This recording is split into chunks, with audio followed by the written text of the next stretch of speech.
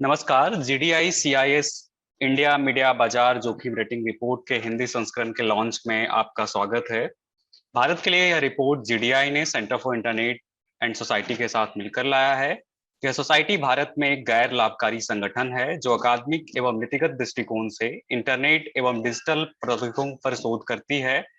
Global disinformation index Britain की संस्था है जो विभिन्न देशों के मीडिया बाजारों का विश्लेषण करती है और इन देशों के मीडिया द्वारा दुष्प्रचार फैलाए जाने के जोखिम स्तर को रेटिंग की एक रेटिंग तैयार करती है। इस रिपोर्ट में प्रमुख शोधकर्ता और लेखक तोषा सरकार, प्रणव एम बिदारे, मेघा मिश्रा और गुरसदाबाद ग्रोवर हैं। इसका हिंदी अनुवाद सोशो लीगल लिटरेरी के कुंदन कुमार, प्रिया जैन और राजेश रंजन ने किया है। यह संस्था विधि एवं नीतिगत संस्थानों, अकादमिक, मीडिया एवं छात्रों के साथ मिलकर संवैधानिक साक्षरता और जन अधिकारों और सरोकारों से जुड़े मुद्दे पे काम करती है। कुंदन, मैं आपसे दरख्वास्त करूंगा कि आप इस रिपोर्ट के पहले पेज को और इसके कुछ हिस्से को दिखाएं ताकि इसका एक बेसिक आउटलाइन हम इस पैनल के बेसिक आउटलाइन को हम तैयार कर सकें। ये मीडिया बाजार जोखिम रेटिंग रिपोर्ट जिसका मैंने जिक्र किया उसका एक ये पहला पृष्ठ है जिसको हम आपके सामने रख रहे हैं। ये disinformationindex.org पे जाके इसकी विस्तृत जानकारी आपको मिल सकती है। ये जो संस्था इन्वॉल्व है जिसका मैंने जिक्र किया वो सेंटर फॉर इंटरनेट सोसाइटी और ग्लोबल डिसइंफॉर्मेशन इंडेक्स है। ये अलग अलग देशों की रिपोर्ट लाती है।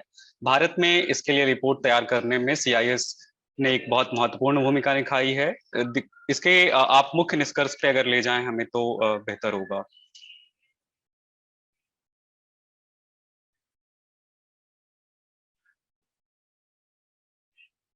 इसके मुख्य निष्कर्ष में जैसा आप देख रहे हैं कि भारत में कुल 56 ऐसे प्लेटफॉर्म थे जिसके बारे में मूल्यांकन किया गया और लगभग एक तिहाई ऐसे साइट थे जहां पे उपयोगकर्ताओं ने, जो यूजर्स हैं, उनको भ्रामक सूचना देने का जोखिम पहुंचाया गया है। बहुत ही ऐसे लिमिटेड साइट्स थे जिन्होंने अपने दुष्प्रचार जोखिम के स्तर को कम दिखाया है। अगर आप पारंपरिक मीडिया, ट्रेडिशनल मीडिया के साथ जुड़ाव की बात करें तो उसके स्तर को भी आप देखेंगे तो वो एक इम्पॉर्टेंट फैक्टर रहा है। औसतन जैसा कि आप रिपोर्ट में देख रहे हैं कि टीवी या प्रिंट से जुड़ी जो वेबसाइटें हैं उनका डिजिटल सामग्री कितना परोसती है उसने कोई एक डिफरेंट, उसके कंपेरिजन में वेबसाइटों ने कोई अलग प्रदर्शन नहीं किया है। और एक सबसे इंपॉर्टेंट बात जिसपे हम इस पैनल में भी करेंगे कि स्वामित्व संरचना, जो ऑनरशिप स्ट्रक्चर है या उनके बारे में, प्लेटफॉर्म के बारे में जो जानकारी है, उनका जो रेवेन्यू सोर्स है, राजस्व स्रोत है, वो भी बहुत हद तक पारदर्शी नहीं रहा है। तो ट्रांसपेरेंसी एक फैक्टर इसमें रहा है। आप देखेंगे कि हम आगे इस पे एक प्रश्न भी करेंगे कि कैसे ट्रांसपेरेंसी के फैक्टर्स की वजह से जो हमारे 3 मानक हैं उसमें एक बड़ा अंतर हो जाता है। तो आज हम इस विषय पे हमारे साथ बात करने के लिए मौजूद हैं गुरसाबाद ग्रोवर, जो इस रिपोर्ट में बहुत ही महत्वपूर्ण भूमिका निभाए हैं। वो सीनियर रिसर्चर हैं सेंटर फॉर इंटरनेट सोसाइटी के। पंकज कुमार, वो सब एडिटर हैं न्यूज 18 में और भाषाओं के ऊपर काफी काम करते हैं। प्रोफेसर अनुभूति यादव, डॉक्टर अनुभूति Yadav Indian institute of mass communication में प्रोफेसर हैं। और हम बात करेंगे इस पे कि कैसे इस रिपोर्ट का एक व्यापक जो संरचना है। उससे पहले मैं बताना चाहूंगा कि एक जो तकनीक है या सूचनाओं के बढ़ते परस्पर संबंधों ने कैसे सूचनाओं के पहुंच को तो आसान बनाया है लेकिन उसकी सत्यता पर एक व्यापक प्रश्न खड़ा किया है। भारत सहित जो दुनिया भर के लोकतंत्र हैं वहां पे जो सूचनाओं का बढ़ता जाल है वो एक चैलेंज है कि कैसे इनके दुष्प्रभाव को हम रोक सकते हैं। गौरतलब है कि यूथ इन इंडिया की 2017 के रिपोर्ट के मुताबिक 35 वर्ष से कम आयु के लोग, जो भारत की एक तिहाई आबादी का हिस्सा हैं, उनमें से 56% ऑनलाइन समाचारों की ओर रुख करते हैं। तो ये आंकड़ा कितना अधिक है आप इससे अंदाजा लगाएं कि 56% of the youth population moves toward the online news platforms. और इसके विपरीत सिर्फ 16% लोग हैं जो प्रिंट और 26% लोग टेलीविजन को उपयोग में लाते हैं।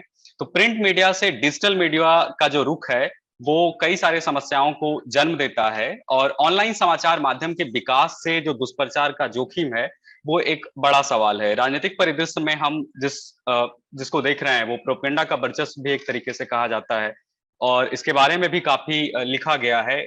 उसमें इस रिपोर्ट में इसका एक हिस्सा भी आपको मिलेगा कि कैसे एक कॉन्टैक्ट सेट करने को देखने को हमें मिलता है। और ये सारी बातें सिर्फ दुष्प्रचार का ही परिणाम है।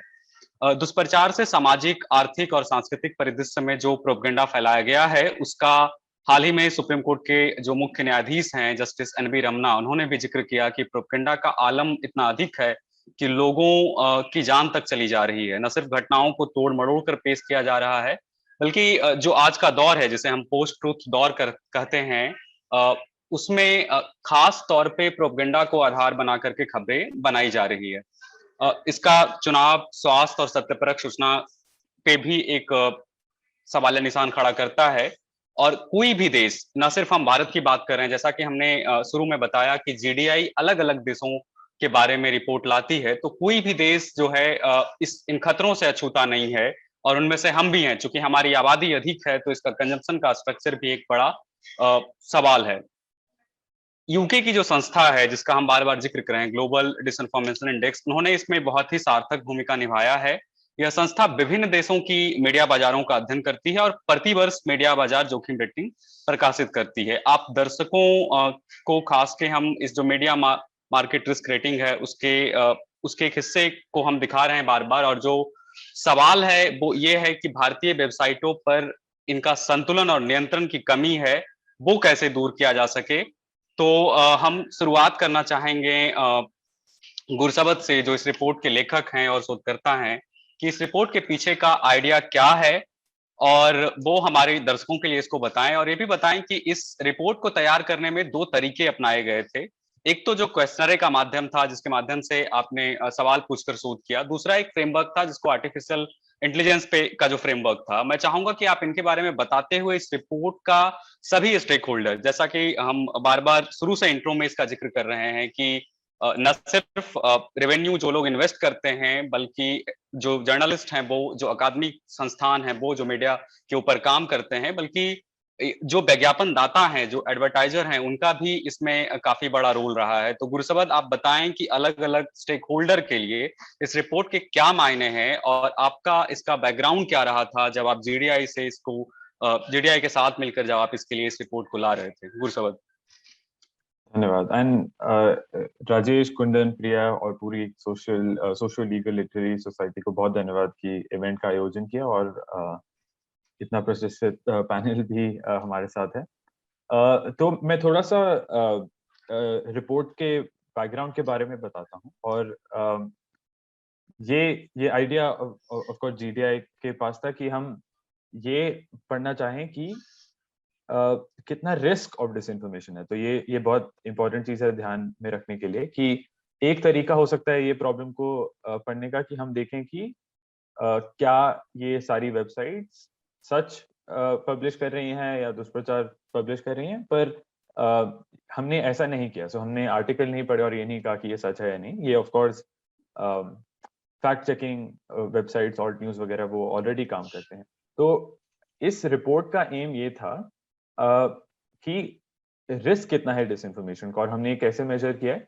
एक कि हमने ये 56 वेबसाइट्स जो सिलेक्टेड है, और हमने इसमें अंग्रेजी, हिंदी और बंगाली वेबसाइट्स हैं, और हमने इनमें देखा कि पहली चीज कि ये आर्टिकल्स का लिखने का तरीका क्या है। क्या वो फैक्ट्स रिपोर्ट कर रहे हैं, या वो कंजेक्चर या बिना किसी एविडेंस के चीजें पब्लिश कर रहे हैं। तो वो आर्टिकल्स का जो एक पिलर है वो बिल्कुल आर्टिकल के कंटेंट पे फोकस करता है, और दूसरा जो रिसर्च का पिलर है वो ये देखता है कि वेबसाइट पे कितनी इंफॉर्मेशन है, उनके रेवेन्यू सोर्स क्या है, उनकी कितनी ट्रांसपेरेंसी है, कि उनकी फंडिंग कहाँ से आ रही है, कहाँ जा रही है। और जैसे कुछ आप देखेंगे वेबसाइट्स, तो वो डिफरेंशिएट ही नहीं करते कि वो ओपिनियन पीस था या न्यूज़ थी। तो इससे risk of disinformation of course बढ़ जाता है साइट पे। और तीसरा ऑफ कोर्स YouGov करके एक ऑर्गेनाइजेशन है, उन्होंने एक लार्ज स्केल सर्वे किया भारत में, और उन्होंने इनकी डिफरेंट वेबसाइट्स के उनकी रेपुटेशन के बारे में पूछा, और लाइक कि उनका परसेप्शन क्या है मार्केट में। तो मैं एक दो चीजें और कहना चाहूंगा कि मेथोडोलॉजी हमें ये भी बताती है कि इस रिपोर्ट को किस तरह पढ़ना चाहिए और किस तरह नहीं। क्योंकि पहली बात यह है कि जैसे हमने ट्रांसपेरेंसी और अकाउंटेबिलिटी की बात की, वो क्या वेबसाइट्स क्या पब्लिश कर रही हैं इन्फॉर्मेशन, ये भी बहुत ही अंतरराष्ट्रीय जो जर्नलिज्म के संगठन है, उन्होंने स्टैंडर्ड सेट किए हैं कि आपको ये सब में ट्रांसपेरेंसी रखनी चाहिए, ताकि आपका जो भी आपकी वेबसाइट पे आ रहा है, आपके रीडर्स, आपकी ऑडियंस, उनका आप में ट्रस्ट बढ़े। तो हमने रिपोर्ट में पाया कि बहुत सारी वेबसाइट्स ये स्टैंडर्ड्स नहीं फॉलो करते, तो इससे दुष्प्रचार का रिस्क तो जोखिम बढ़ता ही है।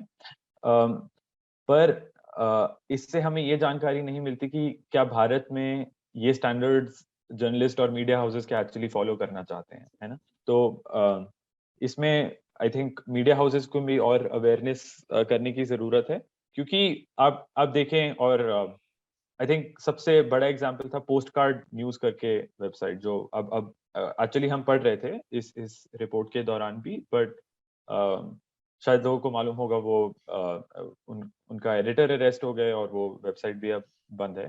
पर ट्रेडिशनल मीडिया में, जिसमें या तो न्यूज प्रिंट का कंट्रोल था या टीवी का, तो बहुत सारी रेगुलेटरी हर्डल्स हैं कि आप सेटअप करने में। अब वो वेबसाइट तो ऑफ कोर्स कोई भी सेटअप करके न्यूज पब्लिश कर सकता है, जो अच्छी भी बात है किस तरह में, सब फॉर सिटीजन जर्नलिज्म और उसके लिए। पर उन पे एक जिम्मेदारी है कि वो भी ट्रस्ट एस्टैब्लिश करें बाय ये इंफॉर्मेशन पब्लिश करके। और दूसरी चीज में एक और चेतावनी, रिपोर्ट पढ़ते हुए हम जब ये लिख रहे थे, तब फरवरी 2021 इसी साल सरकार ने भी नई गाइडलाइंस इशू की हैं, डिजिटल मीडिया एथिक्स कोड 2021। उसमें आप देखेंगे बहुत सारी प्रोविजंस हैं कि सारी न्यूज़ वेबसाइट को कुछ इंफॉर्मेशन पब्लिश करनी है, और उनको गवर्नमेंट से ऑर्डर भी एक्सेप्ट करने हैं अगर कुछ न्यूज़ टेक डाउन करनी है, उनको अपना सेल्फ रेगुलेटरी मेजर वगैरह भी रखना है। तो डिस इन्फॉर्मेशन या दुष्प्रचार का मतलब ये नहीं है कि आप सरकार आ जाए और सबको बताए कि क्या लिखना है क्या नहीं लिखना। तो वो भी एक रिपोर्ट पढ़ते हुए भी एक चीज बस ये माइंड में रखनी है कि इन सोल्यूशन इस प्रॉब्लम का हल ये नहीं है कि सरकार आके ज्यादा रेगुलेशन करे, क्योंकि उसमें बहुत सारे ट्रेड ऑफ्स हैं विद मीडिया फ्रीडम। हमारा आर्टिकल 19 जो अफर्म करता है सिटीजन्स को। तो और आखिरी चीज मैं ये बोलना चाहूंगा कि इस रिपोर्ट को हम कैसे यूज कर सकते हैं, और जीडीआई इसी एम से सेटअप है कि ये सारी न्यूज वेबसाइट्स जो दुष्प्रचार भी फैला रही होंगी, उनका रेवेन्यू मॉडल एक्चुअली है ऑनलाइन एडवर्टीजमेंट। उनका अगर वो नहीं होता तो वो ना ये वेबसाइट चलती, उनके पास कोई रीजन ही नहीं होता चलाने का। तो आशा ये है कि ये सारे स्कोर्स और रिपोर्ट एडवर्टाइजर्स पे जाएंगे, और फिर वो देखेंगे कि इसमें इस वेबसाइट में दुष्प्रचार का जोखिम इतना ज्यादा है कि हम अपनी एडवर्टीजमेंट इस पे नहीं डालेंगे। तो ये अगर हम सोल्यूशन देखें, तो इससे न्यूज वेबसाइट्स कम इंसेंटिवाइज होंगी डिसइंफॉर्मेशन मिसइंफॉर्मेशन फैलाने के लिए, और हमारे सरकार की अगर रेगुलेशन है उसका दुष्प्रभाव भी नहीं पड़ेगा। तो इसी एम से ये रिपोर्ट भी लिखी गई है। धन्यवाद।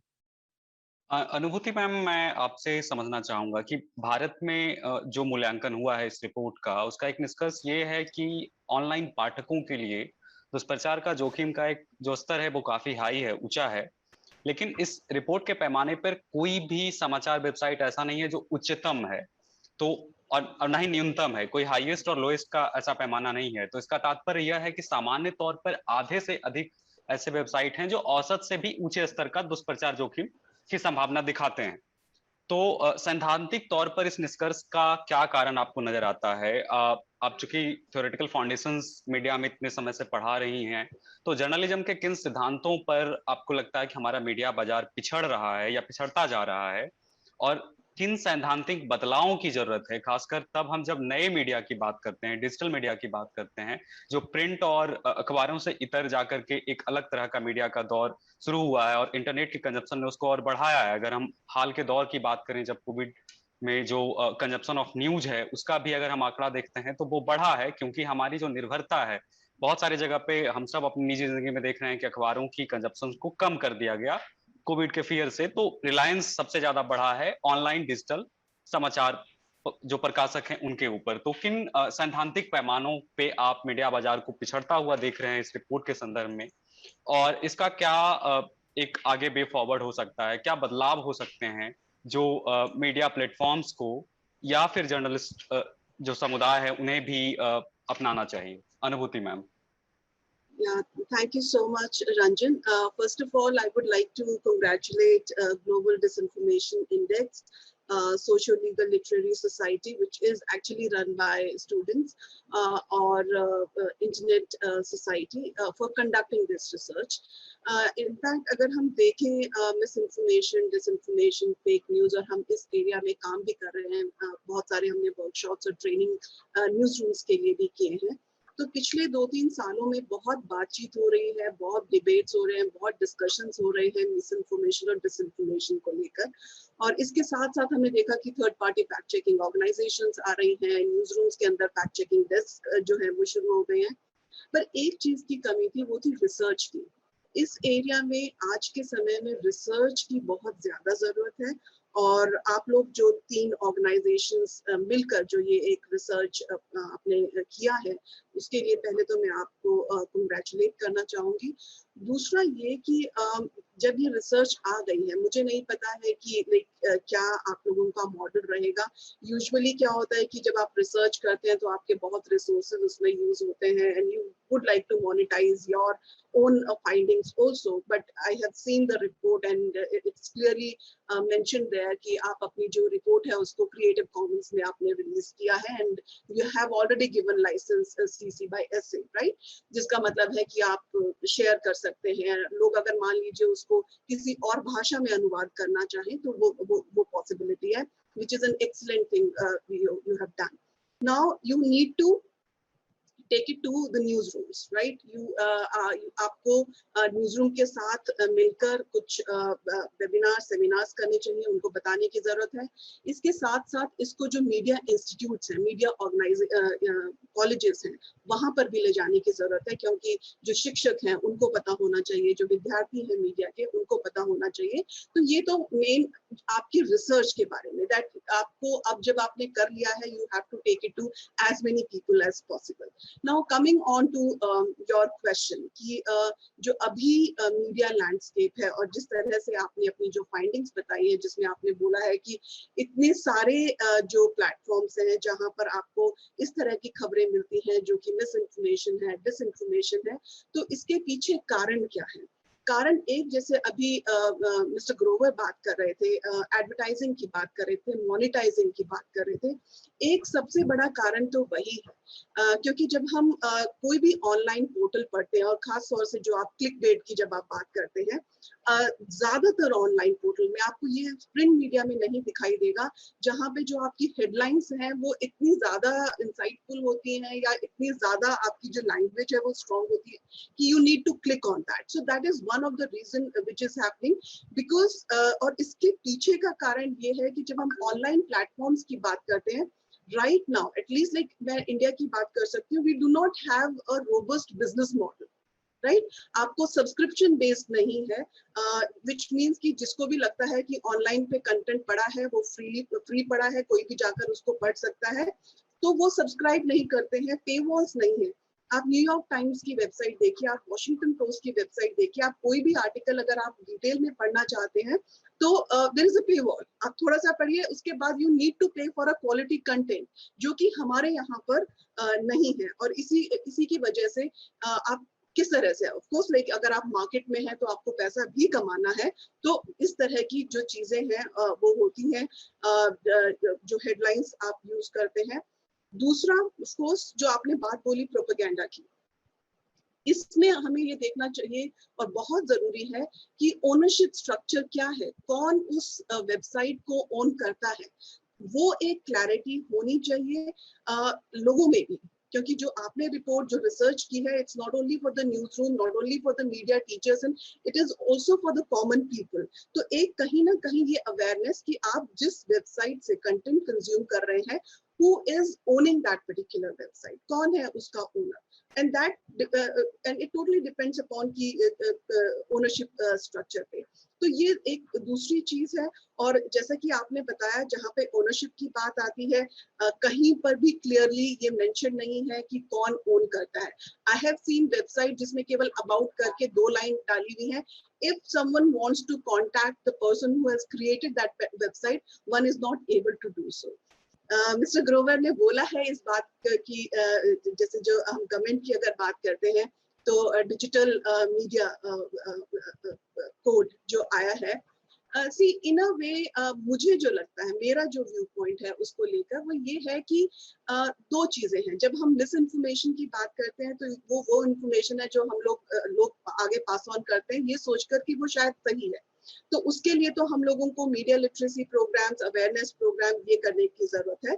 बट जहाँ पर डिसइंफॉर्मेशन की बात आती है, जहाँ पर वो डेलिब्रेट इंटेंशनल लाई है, जहाँ पर इस तरह की इंफॉर्मेशन बनाई जाती है, कंस्ट्रक्ट की जाती है लोगों को मिसलीड करने के लिए, प्रॉब्लम्स क्रिएट करने के लिए, वहां पे मुझे लगता है कि जो ये डिजिटल जो कोड, जो नया जो कोड आया, गाइडलाइंस आई है, इंटरमीडिएट गाइडलाइंस आई है, उसका एक बड़ा रोल है, जिसमें यही चीज जो कि लैकिंग है, जो आपकी रिसर्च में आई है, कि सबसे पहले तो आपको जो कंप्लेंट रिड्रेसल मैकेनिज्म आपका क्या है, राइट? उस मैकेनिज्म के तहत ग्रीवेंस ऑफिसर कौन है, उस वेबसाइट पे आपको क्लियरली लिखा होना चाहिए।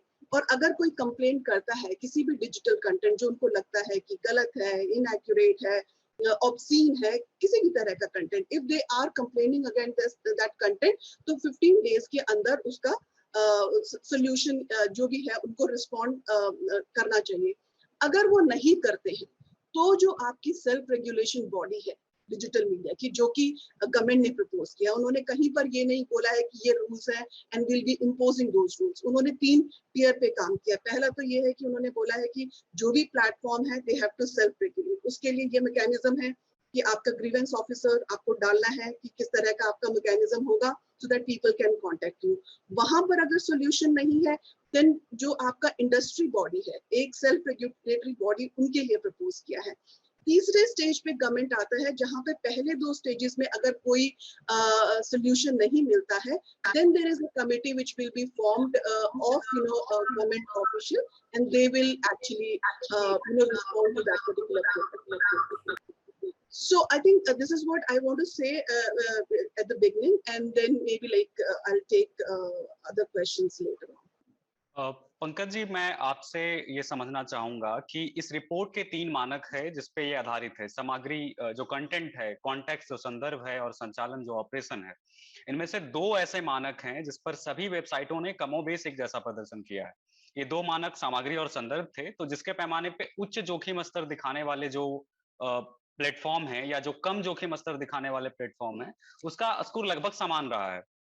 अंतर सिर्फ संचालन के पैमाने पे है। और संचालन में जो 3 चीज आती है, वो जिसका जिक्र मैं करूंगा, कि वो एक तो संपादकीय सत्यनिष्ठा है, एडिटोरियल इंटीग्रिटी, प्लेटफॉर्म का मलिकाना हक, जिसका जिक्र अभी मैम कर रही थी कि ओनरशिप स्ट्रक्चर क्या है, और तीसरा कि उसके वित्तीय स्रोतों की जानकारी क्या है, फाइनेंशियल्स, कौन है जो इस प्लेटफॉर्म पे पैसा लगा रहा है, कौन है जो इसको एडवर्टीजमेंट दे रहा है। तो आपसे जानना चाहेंगे कि ये प्लेटफॉर्म कहाँ पिछड़ रही हैं। आप चूंकि डिजिटल न्यूज में भी काम कर रहे हैं, तो आप ये बताइए कि पारदर्शिता का जो मूल तत्व है, जैसे उनके ऑनरशिप के बारे में बताना, उनके बारे में, और इवन की एडिटोरियल जो त्रुटियां हैं, जो गलतियां हैं, उसे ठीक करने पे भी ये जो स्कोर है वो हम देखते हैं कि बेहतर हो जाता है। जैसे कुछ ऐसे प्लेटफॉर्म्स हैं जिनका स्कोर एडिटोरियल इंटीग्रिटी पे काफी अच्छा है। तो आप बताइए कि ऐसा क्या है जिसमें ये प्लेटफॉर्म पिछड़ रहे हैं, और इसका वे फॉरवर्ड क्या हो सकता है। इस रिपोर्ट से आगे जाकर के कैसे न्यूज रूम जो हैं वो इससे एंगेज करके एक बेहतर प्लेटफॉर्म के ओर बढ़ सकती हैं। Pankaj ji. Thank you Rajesh. Ma'am ने काफ़ी कुछ बताया, काफ़ी कुछ कवर भी किया। मैं 2-3 चीज़ों पर बात करूंगा। एक तो जो सबसे बड़ी समस्या है डिसइंफॉर्मेशन की, जो अब आजकल फेक न्यूज़ और उसको फैक्ट चेक भी बहुत सारे हो गए हैं, उस पर मैं थोड़ा सा बात करूंगा कि आखिर ये समस्या डिजिटल में ज़्यादा क्यों है, और टीवी और अखबार में आपको समस्या उतनी क्यों नहीं दिखती है जितना डिजिटल में है।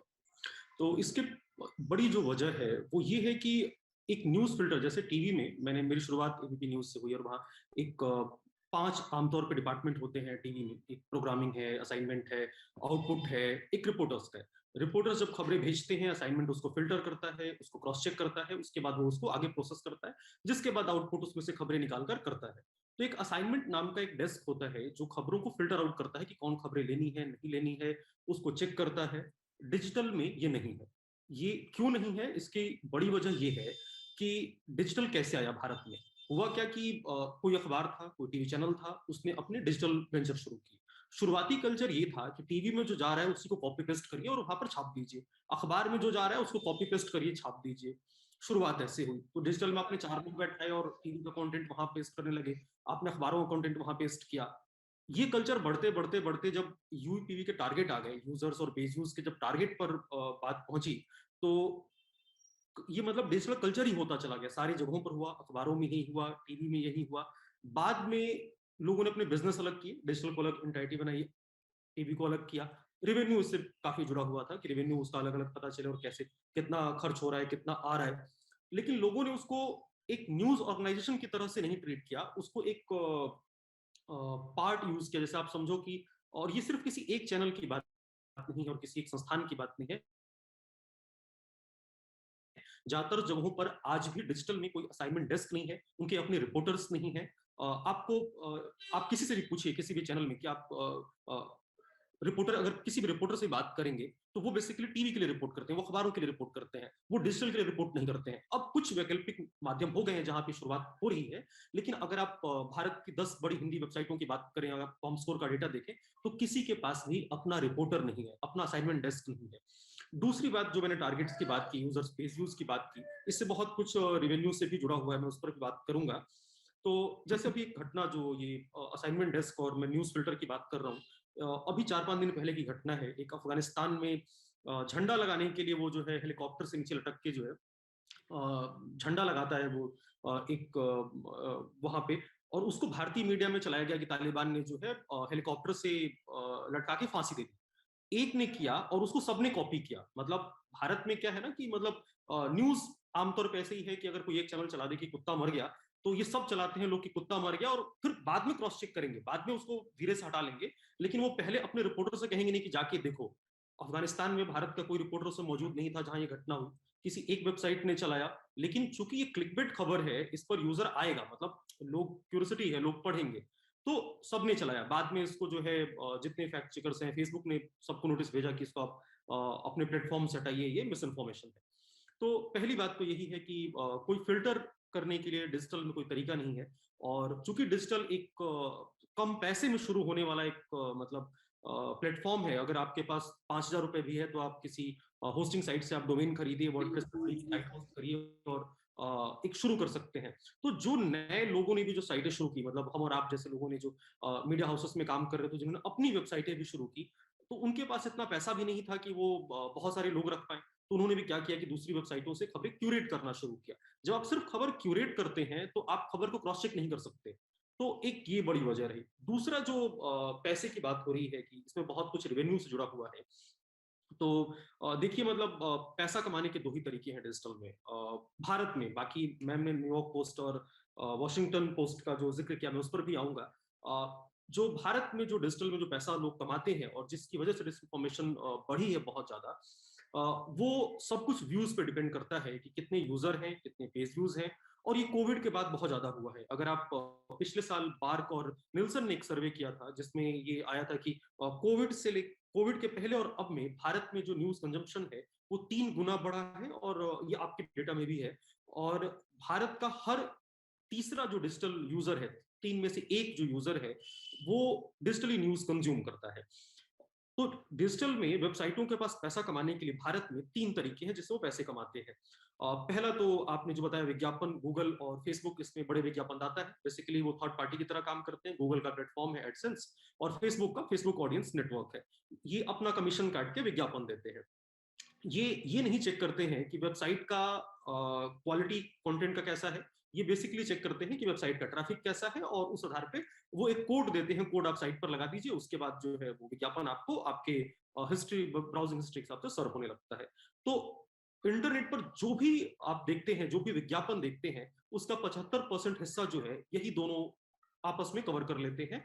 पहले तो एकमात्र जो एडसेंस था, लेकिन पिछले 3-4 सालों से फेसबुक ऑडियंस नेटवर्क ने काफी इस पर काम किया, उसने मार्केट शेयर लिया है।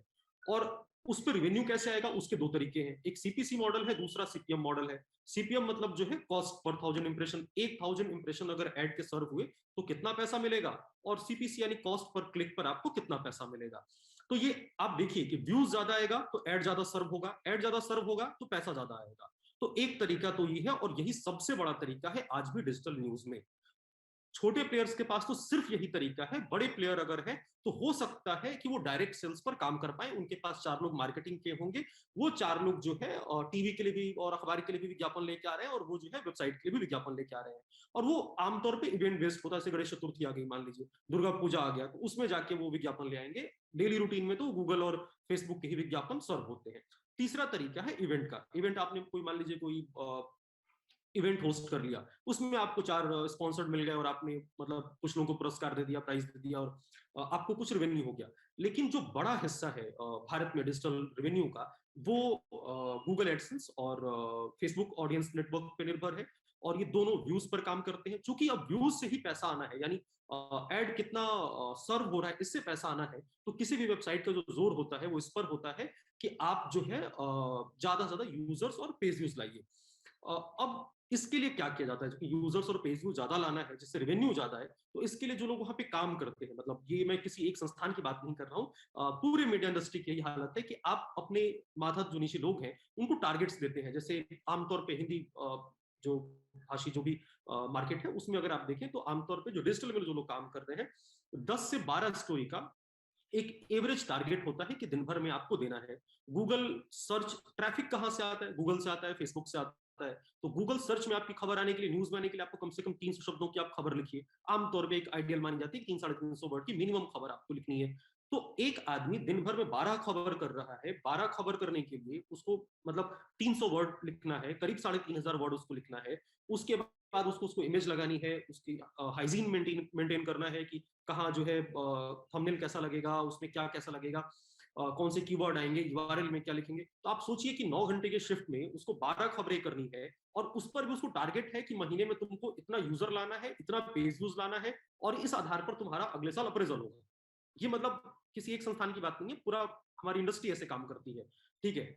और उसके बाद जो है आप जानते ही कॉमस्कोर जो अंतरराष्ट्रीय संस्था है जो रेटिंग्स जारी करके बेसिकली नंबर्स बताती है कि किस वेबसाइट के कितने मंथली यूजर हैं, नहीं है। तो ये एक बहुत कॉम्पिटिटिव मार्केट है। फिर आप मार्केट में जाते हैं, आप बताते हैं, तो एक तो आप प्रोडक्शन हाई करने के लिए अपने नीचे वाले लोगों पर दबाव डालते हैं कि भाई आप प्रोडक्शन ज्यादा करो। अगर वो प्रोडक्शन कर रहा है, असाइनमेंट नाम की कोई डेस्क नहीं है, तो वो ऐसी खबरें ही पिक करेगा जो चलने वाली होती है। उसको लगता है कि ये खबर थोड़ा सा ना मसालेदार है, इसको पिक कर लेते हैं, इससे हमारे नंबर आ जाएंगे।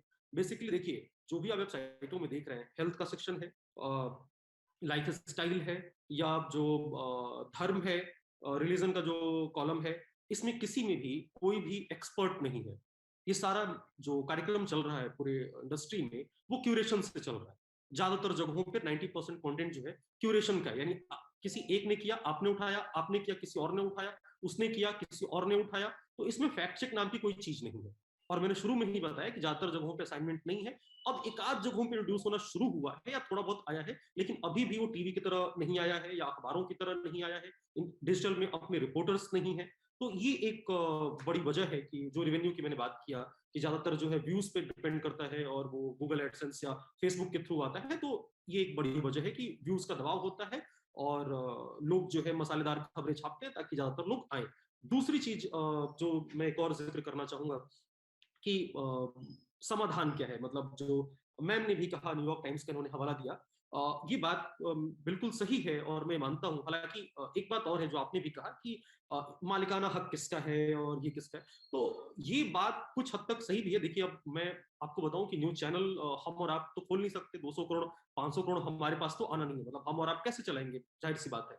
तो कोई उद्योगपति पीछे होगा या कोई बड़ा पैसे वाला होगा, ये स्वाभाविक है, और हम इसको चाह के भी बदल नहीं सकते।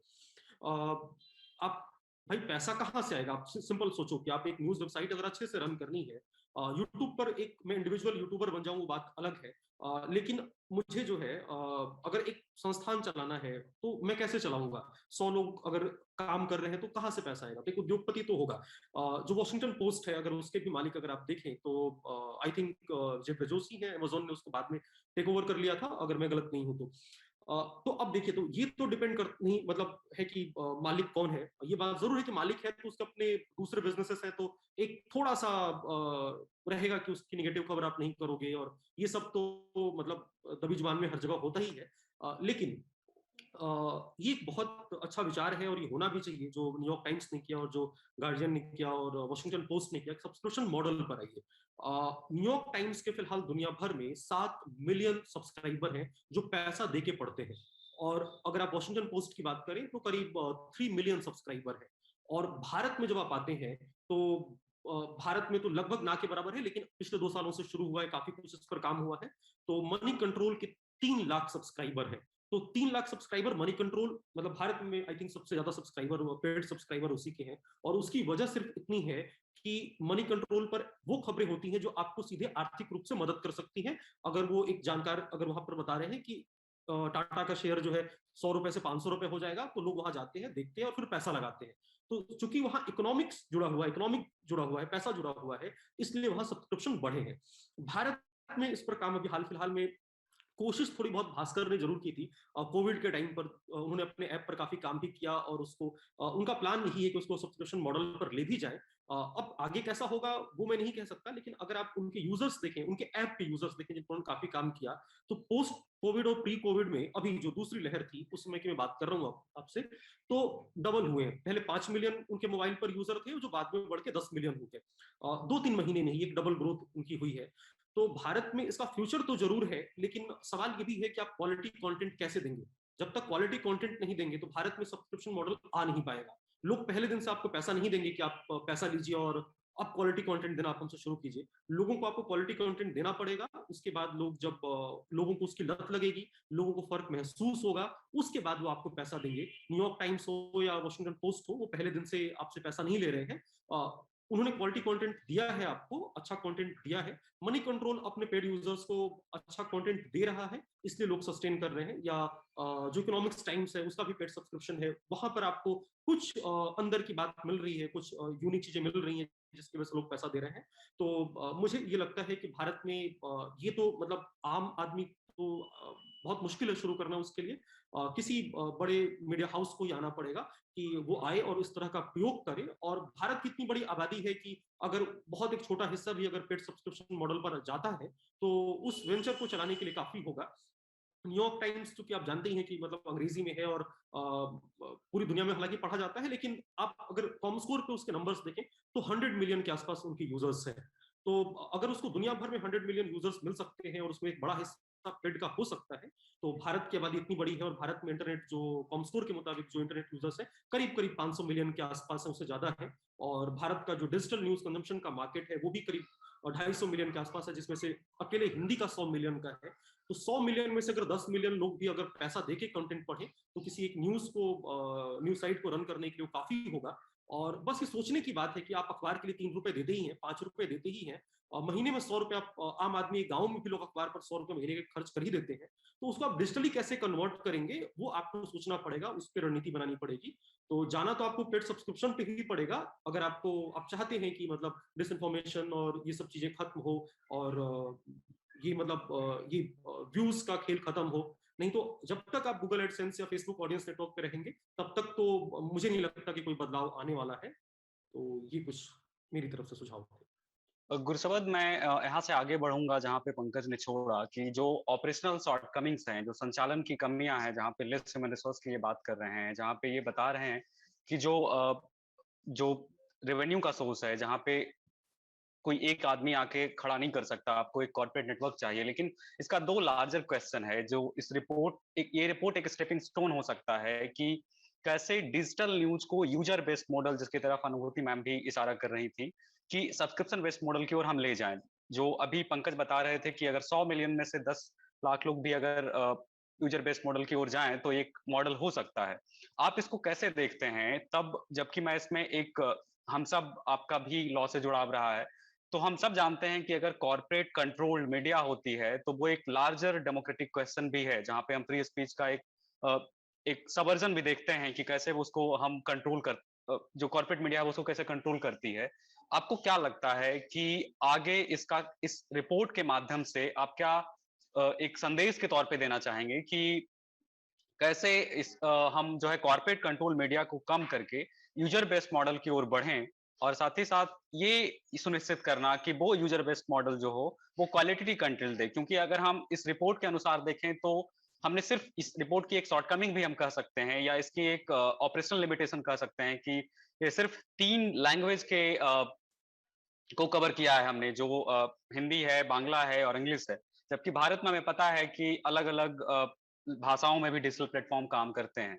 तो मेरा सवाल वही है कि इसको यूजर बेस्ड मॉडल और खास के अलग अलग भाषाओं को ध्यान में रखते हुए, क्योंकि हमें पता है कि तमिल में, मलयालम में भी ऐसी प्लेटफॉर्म चल रहे हैं जिनका काम उस हिसाब से जो एक तरीके से मेन स्ट्रीम मीडिया से अलग हटके है। तो आप क्या कहना चाहेंगे इस चीज पे कि कैसे यह रिपोर्ट एक स्टेपिंग स्टोन बने ताकि इंगेजमेंट को बढ़ाया जा सके? जी बिल्कुल, और मैं पंकज जी, अनुभूति जी से बिल्कुल सहमत में हूँ कि फ्यूचर में हमें यही सबसे अच्छा हल यही होगा कि हम ये सारे मीडिया हाउसेस अगर यूजर रेवेन्यू मॉडल पे मूव कर सकें, और इन जो अभी का रेवेन्यू मॉडल है खासकर एडवर्टीजमेंट का, इसका एक अच्छा उदाहरण हमारे हाल ही में इसी मामले पे बातचीत हो रही थी। धन्या राजेंद्रन जी, जो न्यूज मिनट के एडिटर हैं और डिजीपब के अध्यक्ष भी हैं, उन्होंने ये उदाहरण दिया कि चाहे न्यूज मिनट बहुत प्रेस्टिजियस मीडिया हाउस है, वो काफी अच्छी खबरें भी करते हैं, पर उन्होंने ये शेयर किया कि सबसे ज्यादा पेज व्यूज उनको मनोरंजन सेक्शन से मिलते हैं। यानी उनके रेवेन्यू मॉडल से इतना फर्क पड़ गया है कि उनका मनोरंजन सेक्शन में बहुत ज्यादा आर्टिकल आते हैं, क्योंकि उनका रेवेन्यू मॉडल ही है, तो उनको ये सब करना पड़ता है। ये तो मनोरंजन सेक्शन में अब ये लोगों के भी ऊपर है कि काफी लोग दिलचस्प रखते हैं कि अमिताभ बच्चन ने कौन सा समोसा खाया, तो वो ये सबसे ज्यादा विजिटेड न्यूज होती है ऐसी प्लेटफॉर्म्स में, और ये रेवेन्यू ला रही है। जैसे पंकज जी बता रहे थे, पेज व्यूज और इम्प्रेशंस की वजह से। तो जो हम बोलेंगे पॉलिटिकली इंपॉर्टेंट न्यूज, जो न्यूज मिनट भी करता है, उन पे और कम पेज व्यूज आते हैं। तो ये रेवेन्यू मॉडल उनका कंटेंट भी डिक्टेट कर रहा है, और हमें ये भी ऑफ कोर्स माइंड में रखना चाहिए। और मैं ये नहीं कहना चाहूंगा कि ज्यादातर प्लेटफॉर्म्स के लिए आज की मुमकिन है कि वो सीधा यूजर बेस्ड रेवेन्यू मॉडल पे चले जाएं। ये भारत में संपदा की इतनी असमानता है, और अ, अ, मैं इतना श्योर नहीं हूँ कि एकदम से यूजर बेस पे यूजर रेवेन्यू मॉडल में शिफ्ट कर सकते हैं, क्योंकि हमें नहीं पता कि ऑडियंस पे करेगी या नहीं। पर इसका मतलब ये नहीं है कि मीडिया अपना कर्तव्य ही छोड़ दे अगर यूजर बेस पे नहीं शिफ्ट कर सकते। तो थोड़ा इंक्रीमेंटल चेंज देखें, अगर वो रिपोर्ट से एडवोकेट यही होता है कि आप आज जो पैसा डाल रहे हैं एडवर्टाइजर्स, वो थोड़ा ध्यान में रखें कि वो दुष्प्रचार की वेबसाइट पे अपनी ऐड ना दें।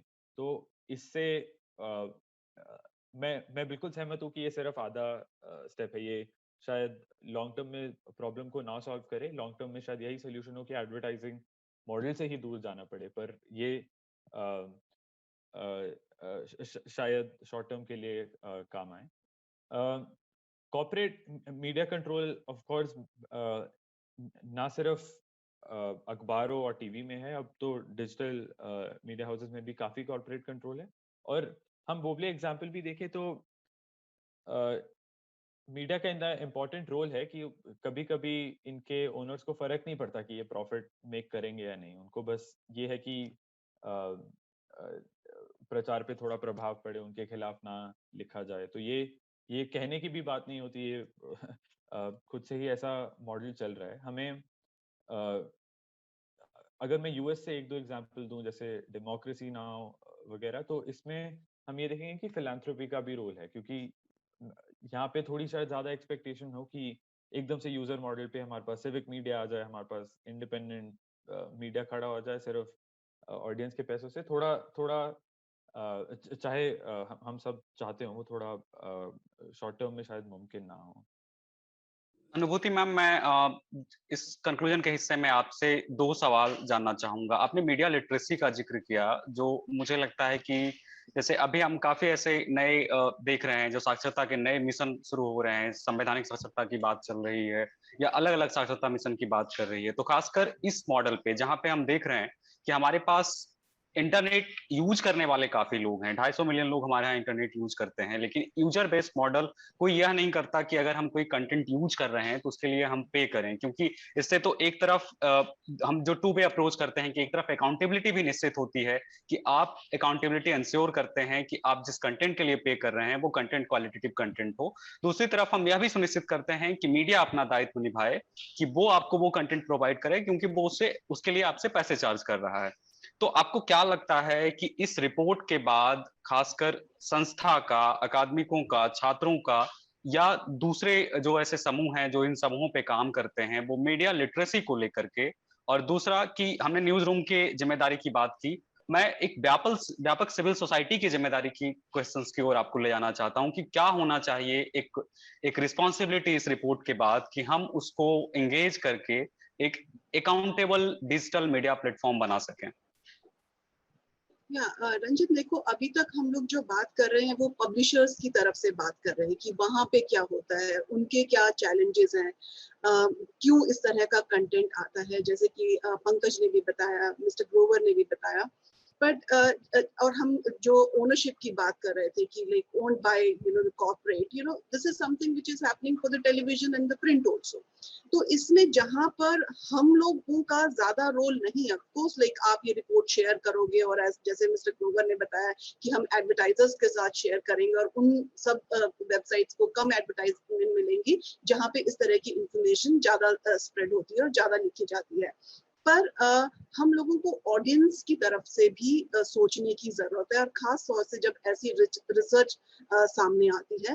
तो जिस तरह के प्रोग्राम्स अभी चल रहे हैं, जो मीडिया लिटरेसी के प्रोग्राम्स चल रहे हैं, और इनफैक्ट लाइक उसके अंदर सभी जुड़े हैं। इनिशियली जब हम बात करें गूगल न्यूज इनिशिएटिव की, we started this program for the journalist in the news rooms, उनके लिए हमने स्टार्ट किया। और धीरे धीरे हमें ये लगने लगा कि नहीं, इसके बारे में मीडिया एजुकेटर्स को भी पता होना चाहिए, इसके बारे में मीडिया स्टूडेंट्स को भी पता होना चाहिए। और पैंडेमिक के दौरान जब इतनी सारी खबरें थी जो कि हमें लगता था कि मिस इन्फॉर्मेशन है, फर्जी खबरें हैं, फेक है, जिसकी वजह से लोगों की जान भी जा सकती थी, उस समय ये लगा कि आम जनता के लिए भी हमें ये जो कार्यक्रम है या जो भी हम कार्यशालाएं मीडिया लिटरेसी पे कर रहे थे वो करने की जरूरत है। तो जो मीडिया हाउसेस में हो रहा है, न्यूज रूम में हो रहा है, हमारा उसके ऊपर ज्यादा कंट्रोल नहीं है। जैसा मैंने पहले बोला, of course they are in business, तो उन लोगों को पैसा भी कमाना है, बट हम लोगों को ऑडियंस की तरफ से देखने की जरूरत है। उनको किस तरह से हम साक्षर करें, किस तरह से उन्हें बताएं कि मीडिया कंज्यूम वो करें।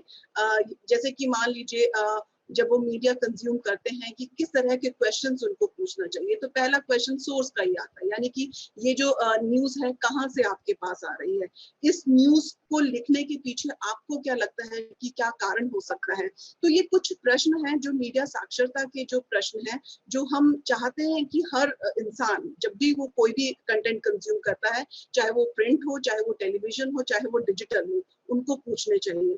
दूसरा ये है कि इसके बारे में हम लोगों को ऐसा नहीं है कि जैसे अभी तक जो भी कार्यक्रम हुए हैं हम लोगों ने जो बड़ी जो एज ग्रुप है उन लोगों के लिए किए हैं, पर हमें लगता है कि जो स्टूडेंट्स हैं, अगर आप देखो पैंडेमिक के दौरान स्वीडन में लोगों ने पूरा अपना करिकुलम चेंज किया।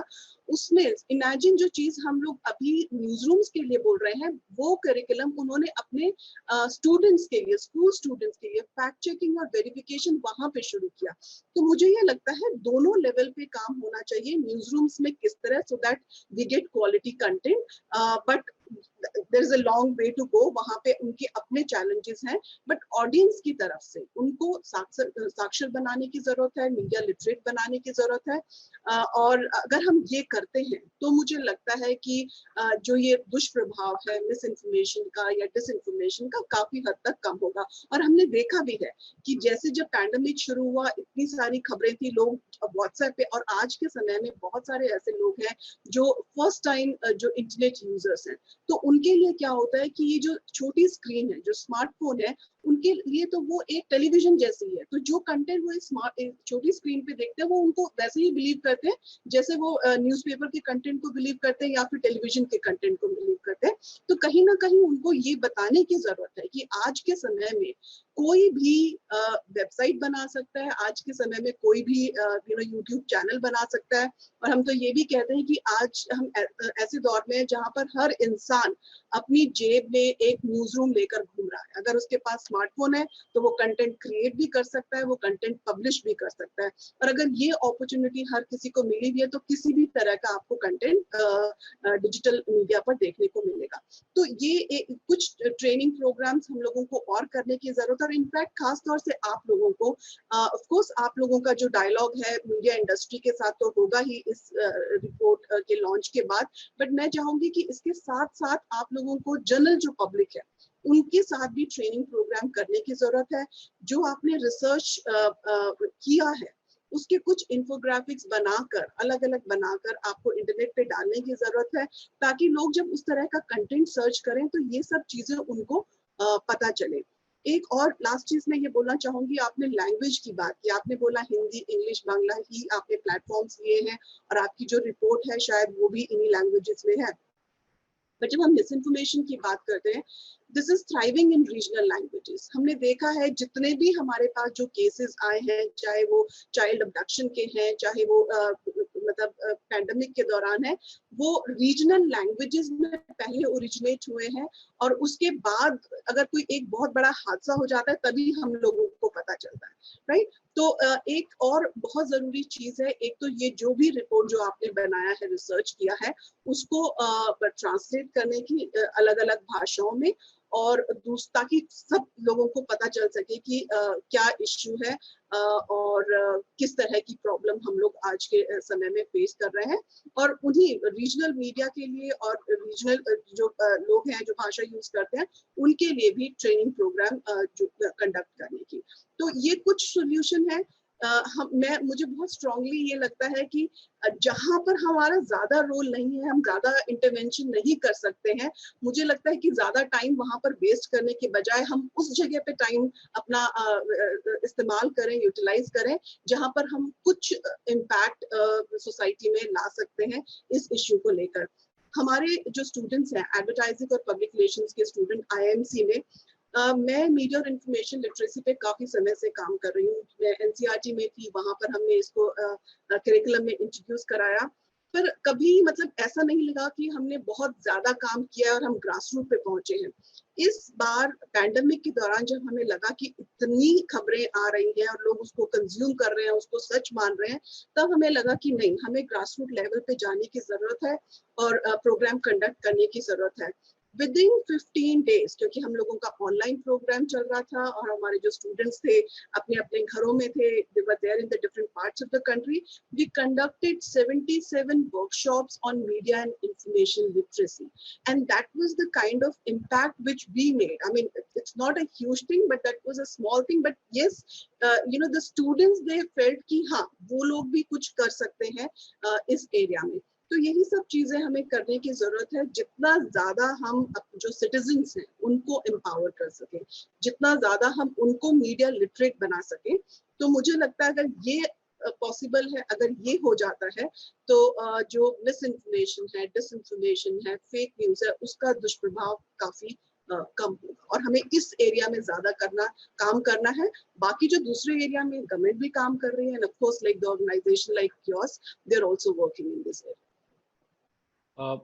पंकज जी, मैं इसके निष्कर्षीय हिस्से में आपसे ये जानना चाहूंगा कि एक पत्रकार की भूमिका, ये तो बहुत जाहिर सी बात है कि हम फोर्थ पिलर इंस्टीट्यूशन मानते हैं, लेकिन इससे अलग एक पब्लिक ट्रस्ट डॉक्ट्रिन भी होता है जो हम पत्रकारों को एक मानते हैं कि they are the repository of public trust, वो जन विश्वास के संरक्षक हैं।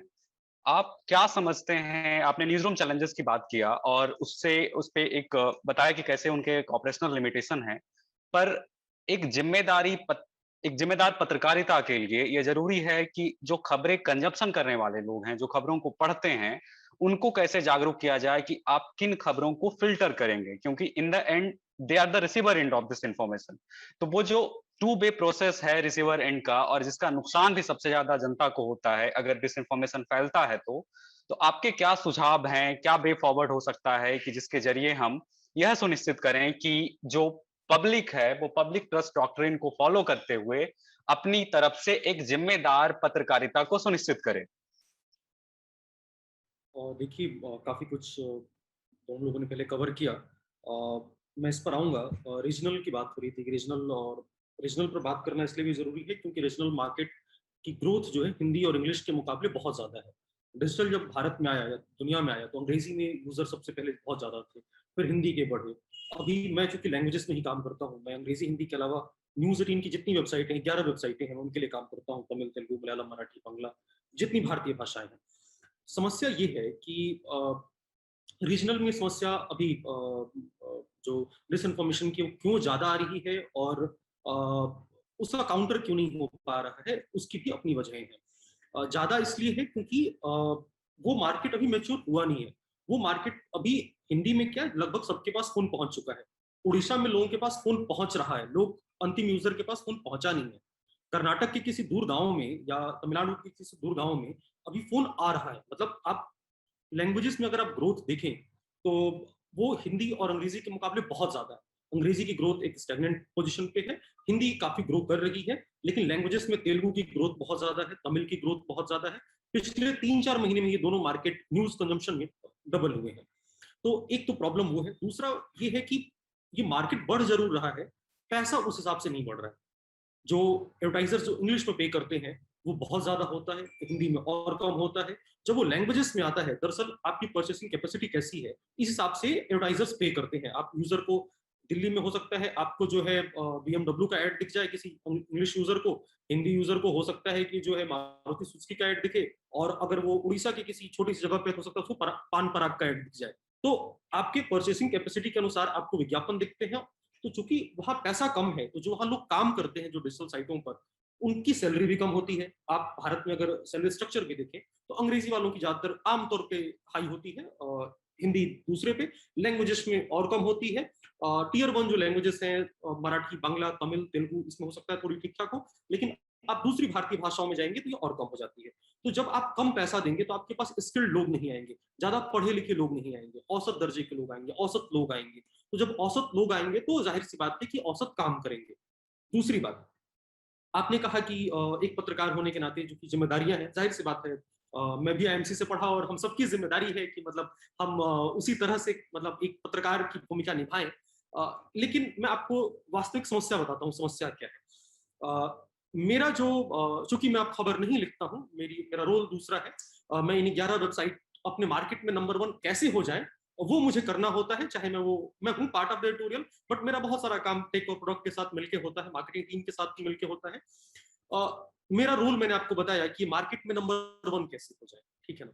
मार्केट में नंबर 1 होने के लिए आज की तारीख में इंडियन मीडिया में आप, अभी मैं आपको हिंदी माध्यम की बात बताऊं कि कौन नंबर 1 है, नंबर 2 है, तो जो टॉप 5 वेबसाइटें हैं उसमें पहले पे नवभारत टाइम्स, हिंदुस्तान, ये दोनों पहले और दूसरे पर है। कॉमस्कोर की जो जुलाई की रिपोर्ट है, उसके बाद जो है बाकी साइटें हैं।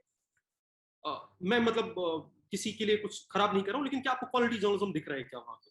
और जो अभी उन्होंने बताया कि जो न्यूज मिनट की उन्होंने बात भी किया, तो ये बात सही है, बिल्कुल सही है कि जब हम टारगेट देते हैं लोगों को और जब हम देखते हैं कहाँ यूवी ज्यादा है, पीवी ज्यादा है, तो हमको जब एंटरटेनमेंट, लाइफस्टाइल, टेक, इन सब में जब ज्यादा दिखता है तो जाहिर सी बात है हम भाई आप समझिए ना, मेरा टारगेट, एक एडिटर का टारगेट आज की तारीख में ये नहीं होता है कि आप कितना अच्छा संपादकीय लिख रहे हैं, कितना अच्छा एडिटोरियल पीस लिख रहे हैं। उसका टारगेट ये है कि तुमको नंबर 1 बनाना है वेबसाइट, अब ये बताओ कैसे बनेगा, ठीक है। तो वो देखता है कहाँ से यूजर्स उसको ज्यादा आ सकते हैं, पीवी ज्यादा आ सकते हैं। तो मैं समझ रहा हूं कि ये एक समस्या है और मुझे तुरंत इसका समाधान भी नहीं दिखता है कि मतलब, क्योंकि सब कुछ मार्केट ड्रिवन है। मतलब लास्ट एम ये है कि आपको पैसा ज्यादा लाना है, पैसा ज्यादा लाने के लिए आपको टीवीज यूवीज ज्यादा लाना है, उसके लिए आपको एंटरटेनमेंट लाइफस्टाइल की खबरें बढ़ानी है। मैं जो सजेस्ट कर सकता हूं कि हम क्या कर सकते हैं, जो मैम ने भी कहा और उसको मैं थोड़ा आगे बढ़ाते हुए कहूंगा कि आपने जो सपोज ये रिपोर्ट प्रकाशित की, तो इस रिपोर्ट को आप अलग अलग, जब कोविड थोड़ा कम हो और तो आप अलग अलग यूनिवर्सिटीज में जाइए, सिर्फ पत्रकारिता के छात्रों के लिए नहीं, अलग अलग ग्रेजुएशन और बाकी जो पोस्ट ग्रेजुएशन जो भी यूनिवर्सिटीज हैं, कॉलेजेस हैं, वहां जाइए, वहां लोगों को जागरूक करिए, वहां सेमिनार आयोजित करिए, कोशिश करिए कि देश भर की सारी यूनिवर्सिटीज इसमें कवर हो, सारे कॉलेजेस इसमें कवर हो। आप इसको कितना हाइपर लोकल ले जा सकते हैं, छोटे लेवल पे ले जा सकते हैं, वो बहुत जरूरी है। क्योंकि ये मतलब आज जो 18 साल से 35 साल का युवा है, 70% इंटरनेट पर डिजिटली कंज्यूम करने वाली आबादी वही है। तो आप अगर आप यूनिवर्सिटीज कॉलेजेस को अगर आप टारगेट कर पाए तो काफी कुछ बदल सकता है। दूसरी बात कि मैं समझता हूं कि लोगों को अगर अच्छा कंटेंट मिले तो लोग देखेंगे, पैसा देंगे, क्योंकि भारत में ओटीटी एक सफल माध्यम रहा है।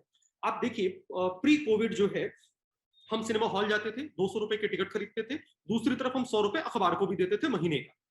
इसके बाद क्या बदला, हम 100 रुपए डिजिटल को नहीं दे रहे हैं, डिजिटल वेबसाइट को नहीं दे रहे हैं, लेकिन हम 400 500 के 1000 रुपए के डिजिटल सब्सक्रिप्शन ओटीटी प्लेटफॉर्म्स के लिए, क्योंकि हमें ओटीटी पर कुछ बेहतर और एक पैरेलल सिनेमा या काफी कुछ आपको अच्छा कंटेंट मिला। नेटफ्लिक्स के यूजर्स भारत में इतने ज्यादा क्यों बढ़े, या प्राइम के क्यों बढ़े, या हॉटस्टार के क्यों बढ़े?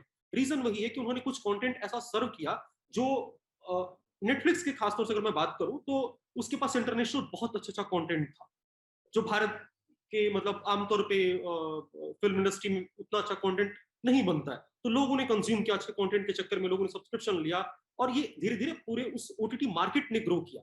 लेकिन डिजिटल न्यूज में सब्सक्रिप्शन मॉडल ने उस तरह से ग्रो नहीं किया जिस तरह से ओटीटी ने किया। उसकी वजह यही रही कि यहाँ पे किसी ने वैसा प्रयोग नहीं किया, वैसा कुछ कंटेंट नहीं लाया। भास्कर ने हल्की सी पहल जरूर की थी, जो काफी उसमें फ्लक्चुएशन है, लेकिन थोड़ी सी पहल की, तो उसका आपके ऐप पर आपको उसका फर्क दिख सकता है कि उसके ऐप के जो यूजर्स थे वो डबल हो गए। मनी कंट्रोल ने एक फाइनेंशियल पार्ट में वो पहल की, तो आप देखिए कि उसके 3 लाख सब्सक्राइबर हो गए, पेड सब्सक्राइबर हो गए, और भारत में 3 लाख पेड मतलब लोग पैसा देके देख रहे हैं। तो इसको आप जब तक आप कंटेंट अच्छा नहीं करेंगे वो नहीं आएगा।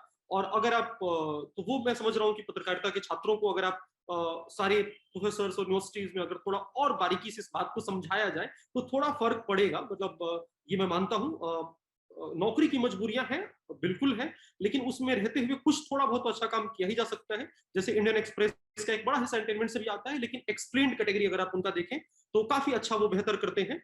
हमने न्यूज 18 में ये शुरू किया, हमने मतलब एक, अब अगर हमारी रीजनल वेबसाइट्स पर जाएं, आप किसी भी न्यूज 18 अभी खोलिए और किसी भी रीजनल वेबसाइट पर जाइए, मैं अंग्रेजी हिंदी के अलावा बाकी सारी साइटों के लिए काम करता हूँ, आप सारी साइटों में जाइए, आपको एक एक्सप्लेनर का एक अलग ऊपर दिखेगा, और उसमें आपको एक अच्छा खासा आर्टिकल 700-800 वर्ड का, जिसमें काफी अच्छे से एक्सप्लेन किया हुआ मिलेगा। कोई ओपिनियन नहीं होगा, सिर्फ इन्फॉर्मेशन होगी और काफी अच्छा होगा। तो ये मैं समझ रहा हूँ कि ठीक है, नौकरी की मजबूरियां हैं, लेकिन उसमें रहते हुए थोड़ा बहुत अच्छा काम तो किया ही जा सकता है। और दूसरा, अगर आप इसको मतलब अलग अलग यूनिवर्सिटी कॉलेजेस में अगर आप उसको प्रचारित कर पाए अपनी रिपोर्ट को, तो लोगों की भी थोड़ी समझ बढ़ेगी कि आपको कैसा कंटेंट कंज्यूम करना है। तो ये दोनों तरफ से इस तरह से कुछ प्रयोग हो सकता है। बहुत शुक्रिया प्रोफेसर अनुभूति यादव, पंकज, गुरशबद, आप तीनों का, कि आप तीनों आए और इतनी व्यापकता से बात करी कि कैसे हम इस रिपोर्ट को आगे ले जा सकते हैं। उम्मीद है कुंदन है, हाँ, इनकी ये यूनिवर्सिटीज के साथ हमारे काम को देखते हैं, तो हम लोग CIS GDI के साथ मिलके इस रिपोर्ट को अलग अलग संस्थानों में, अकादमिक संस्थानों में, और जो आपने hyper local grass roots level की बात की, और मैम ने खास के एक आंकड़ा भी बताया कि 77 वर्कशॉप इन्होंने कोविड के दौरान मिस इन्फॉर्मेशन के जो जाल है उसको कर्टेल करने के लिए बनाया। और ये एक बहुत बड़ी सीख है हम सबके लिए कि कैसे हम इस रिपोर्ट को आगे ले जा सकें। और हमारी कोशिश होगी कि अलग अलग संस्थानों और सिविल सोसाइटी के साथ मिलकर के इस रिपोर्ट को ज्यादा हाइपर लोकल कर सकें। और इसके लिए गुरशबद और हम सब लोग साथ में इसको आगे कैसे ले जाना है उस पर विस्तार से बात करेंगे। मैं धन्यवाद देता हूँ ट्रिस्ट मीडिया का, जो इस डिस्कशन को ब्रॉडकास्ट करेंगे। मैं धन्यवाद देता हूँ अपने सहयोगी तस्नीम का, कुंदन का, हिमांशु और प्रिया का, प्रणब का जो CIS की तरफ से हमारे लिए कोऑर्डिनेट कर रहे थे, गुरशबद का। यह रिपोर्ट एक शुरुआती कोशिश है ताकि दुष्प्रचार पर एक व्यापक बहस शुरू हो सके। हमने हाल में देखा कि किस तरह से दुष्प्रचार के कारण लोगों की जान तक जा रही है और इसका जाल बहुत बड़ा है। इसी के साथ हम सब आपको आमंत्रित करते हैं कि आप इस रिपोर्ट से जुड़ें। इस रिपोर्ट को पढ़ने के लिए हम इस वीडियो के लिंक में इसका डिस्क्रिप्शन दे देंगे। इस रिपोर्ट का भी हिंदी और अंग्रेजी अनुवाद हुआ है। कुछ जो प्लेटफॉर्म है उसके एक शॉर्ट एक्सर्प्ट को भी पब्लिश किया है, आप उसे पढ़ सकते हैं। हमारी गुजारिश है कि आप ज्यादा से ज्यादा इस रिपोर्ट से एंगेज करें। शुक्रिया।